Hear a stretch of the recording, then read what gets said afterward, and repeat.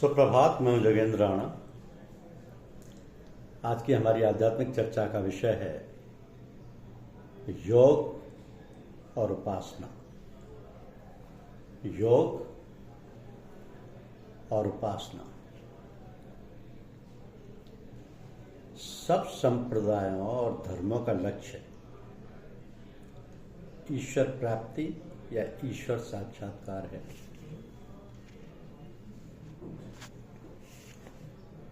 इसके लिए सबके यहाँ एक ही उपाय है, एकाग्रता यानी कंसंट्रेशन।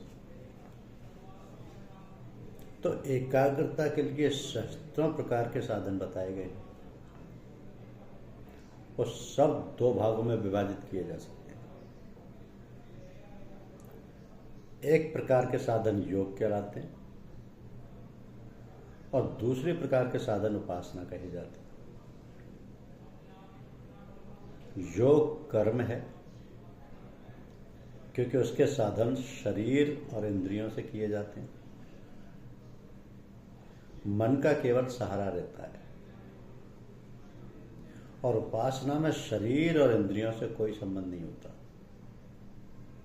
वो केवल मन की साधना है। तो हमारे शरीर में 18 चक्र हैं, 6 स्थूल के, 6 सूक्ष्म के और 6 कारण के। योग की क्रिया 2 भागों में विभाजित है। निचले 6 स्थूल चक्रों को भेदने का नाम हठ योग है और ऊपर के 12 चक्रों के सूक्ष्म साधनों का नाम राजयोग है। हठ योगी गुदा चक्र से चलते हैं और आसन, मुद्रा और प्राणायाम आदि कठिन परिश्रमों से कई जन्म जन्मांतरों में स्थूल चक्रों को भेद कर राजयोग के मार्ग में पहुंच जाते हैं और राजयोगी आज्ञा चक्र से आरंभ करते हैं। इसी आज्ञा चक्र को संतों में तिल कहते हैं। आज्ञा चक्र को संतों में तिल कहते हैं। यह स्थान दोनों भावों के बीच में है। यहां पर धारणा करने से शक्तियों का विकास होता है। इससे ऊपर सहस्त्रार का स्थान है। इसके ऊपर त्रिकुटी, शून्य और महाशून्य तथा भंवर गुफा आदि स्थान। तो राजयोगी नीचे के स्थूल चक्रों को छोड़कर तिल के स्थान से आरंभ करते हैं और अनाहत शब्द का आधार लेते हैं। जैसे अंधेरे में चलने वाला पथिक शब्द के सहारे आगे चलता। अंधेरे में चलने वाला पथिक शब्द के सहारे आगे चलता है। उसी तरह ये अपने अंधकार में मार्ग को पार करते हैं और इसी को शब्द योग कहते हैं। इसी को शब्द योग कहते हैं। तो हमारे शरीर में कई प्रकार की नाड़ियां हैं, जैसे रक्त वहा स्रोत, वायु वहा स्रोत इत्यादि। इन सब में हर समय वायु का संचालन होता रहता है। रक्त बहने वाली नाड़ियों में भी, जिनको आर्टरीज या वेन्स कहते हैं, वायु की प्रेरणा से ही रक्त दौरा करता है। तो वह वायु जब 2 नाड़ियों के बीच के रास्ते से गुजरता है तब वहां एक प्रकार का शब्द पैदा होता है। इन शब्दों पर धारणा करते हुए मन को रोकने का प्रयत्न करना शब्द योग कहलाता है। ये समझने की चीज है, फिर से समझने से। कि हमारे शरीर में कई प्रकार की नाड़ियाँ हैं, जैसे रक्त वाह स्रोत और वायु वाह स्रोत इत्यादि। इन सब में हर समय वायु का संचालन होता रहता है। रक्त बहने वाली नाड़ियों में भी, जिनको आर्टरीज या वेन्स कहते हैं, वायु की प्रेरणा से रक्त का दौरा करता है। तो वायु जब दो नाड़ियों के बीच के रास्ते से गुजरता है तब वहाँ एक प्रकार का शब्द पैदा होता है।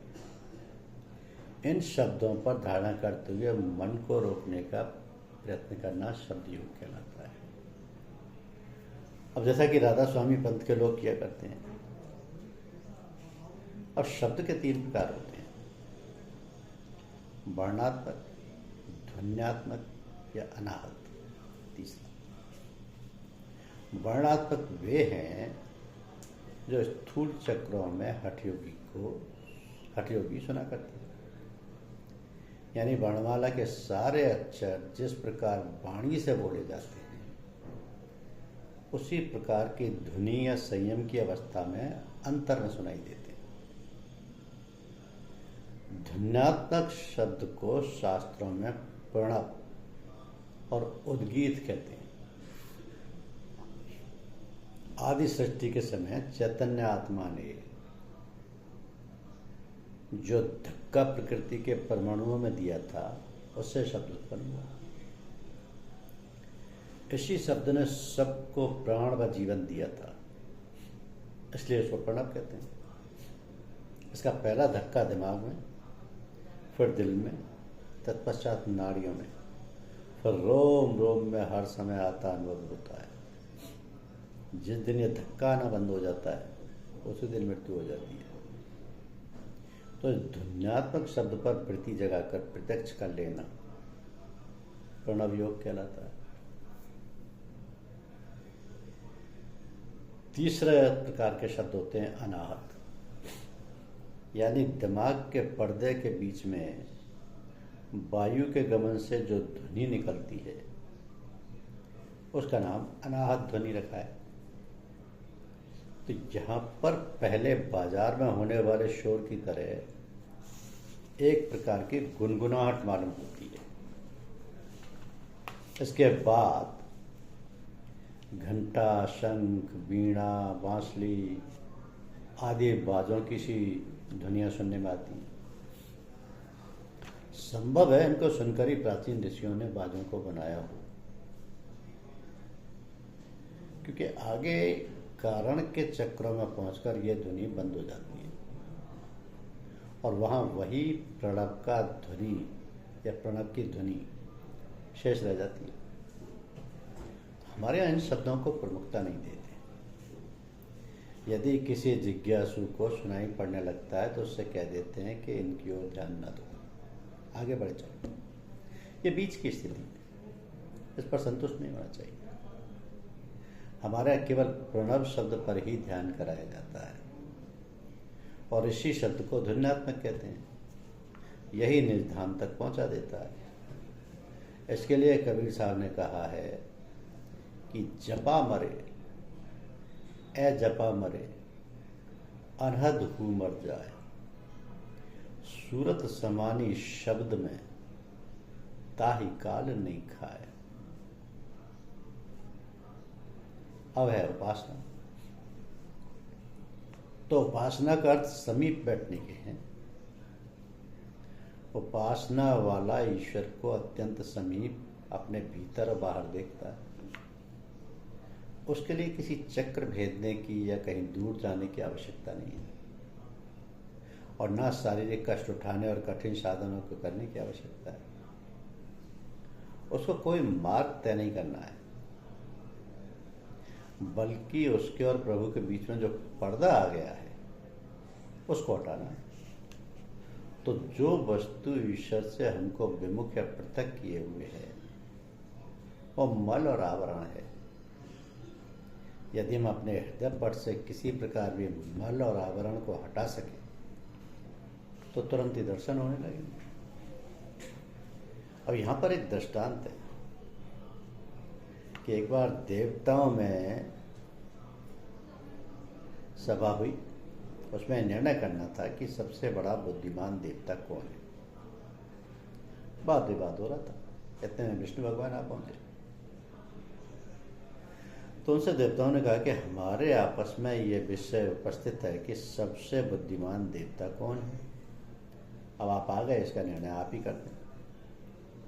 विष्णु भगवान ने कहा कि तुम में से जो कोई ब्रह्मांड की परिक्रमा करके हमारे पास पहले आ जाएगा उसको ये उपाधि दी जाएगी। तो उस पर अनेक देवता अपने अपने वाहनों पर चढ़कर और कोई पैदल जल्दी से दौड़ने लगे। किंतु गणेश जी ने सोचा कि हमारा वाहन तो चूहा है और हमारा शरीर भारी है, इस दौड़ में सबसे पहले कैसे पहुंच सकेंगे। तो वहीं खड़े हुए ये बात सोचने लगे। उनको एक युक्ति सूझी। अपने चूहे पर चढ़कर विष्णु भगवान की परिक्रमा कर सामने खड़े हो गए। बोले, लाइए महाराज हमारा प्रमाण पत्र, हम सबसे पहले आ गए। तो विष्णु जी बोले, कैसे, तुम तो कहीं गए ही नहीं। गणेश जी बोले, महाराज सारे ब्रह्मांड के आप मालिक हैं, आप ही उसके सृजन करता व नाश करता है। आपके अंदर से ही प्रत्येक वस्तु निकलकर ब्रह्मांड में पहुंची है, उसका असली रूप आपके अंदर है। फिर मैं क्यों वृथा परिक्रमा करता और आपको छोड़कर इतनी दूर मारा मारा पड़ता। विष्णु भगवान प्रसन्न हो गए और दूसरों के आने से पूर्व भी श्री गणेश को बुद्धिमान होने की इजाजत दी। तो ठीक यही दृष्टांत योगियों और उपासकों के लिए घटता है। जब पास ही से कोई कार्य सिद्ध हो जाए तो दूर जाना पड़ता ही है। योग और उपासना की मिलोनिया जो साधन हमारे गुरुदेव बताते हैं, जिस जिज्ञासु को जिस योग समझते हैं वैसी उसको शिक्षा दी जाती है। गुरुदेव तो समझते परखते हैं ना, क्योंकि जब दिल जाकर हो जाए, अहो भाग्य, बड़े बड़े महात्मा इसकी इच्छा करते हैं, नहीं पाते। पहली दृष्टि जो अदर्शनीय वस्तु पर पड़ती है निर्दोष ठहराई गई।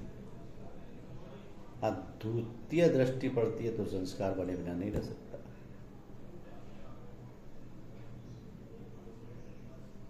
तो कुंडली का जो स्थान है, कुंडली का, उसकी ओर ध्यान नहीं देना चाहिए। इसका भक्ति से कोई संबंध नहीं है। चाटक नाटक से भक्तजन बसते, जब अवसर आता है आप जागृत हो जाती है, या गुरुदेव कृपा करके जागृत कर देते हैं। मार्ग इसी ओर से जाता है, यह ठहराव का कोई मुकाम नहीं है। मार्ग इसी ओर से जाता है पर यह ठहराव का मुकाम नहीं है। तो संत जन तीन बातों को मित्र बनाए रहते हैं। बीमारियां, पहली चीज, किसी किस्म की पीड़ा जिसमें ईश्वर की याद बनी रहती है। दूसरी, मौत की याद हमेशा बनाए रखते हैं, जहाँ कहीं मौत की जरूरत पड़ती है उसे जरूर देते हैं, मृत्यु को मित्र समझते हैं। और तीसरा, हक और वेशी अदा करते हैं। तो भक्तों के गुण गाओ, देखो किस मार्ग से चलकर ईश्वर के पाद पद्मों का दर्शन उन्होंने किया, कैसे वे प्रेम के मार्ग पर चढ़ रहे। बाहरी शास्त्रों से के पढ़ने से ईश्वर समीपता नहीं प्राप्त होती। मनुष्य केवल 2.5 अक्षर प्रेम का पढ़ने से पंडित बनता है। तो गुरुदेव की संतान की वैसी इज्जत करें जैसे कि गुरुदेव की। जो कुछ भी सेवा बन करे, नुणक गोकुल ना देखे। जीस्त, सुजाअत और नखवत, तीन बातें। जीस्त, सुजाअत और नखवत। पहला जो कायर हैं, काम से डरते हैं, उसमें जीस्त है। दूसरा जो मुनासिब मौका पाकर काम करता है, डरता नहीं, हर वक्त काम को तैयार रहता है, उसमें सुजाअत है।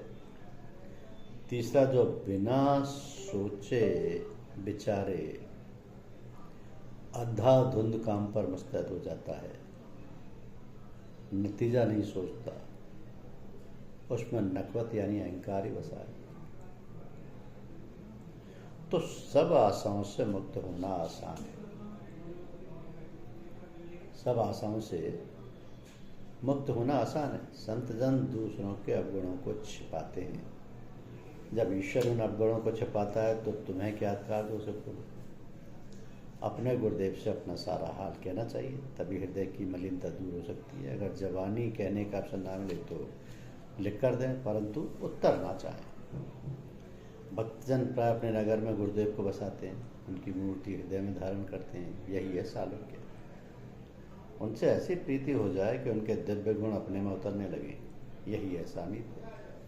ऐसा अभेद हो जाए कि भक्त की मूर्ति में और उनकी मूर्तियों में बाहरी ऐक्य भी भासने लगे।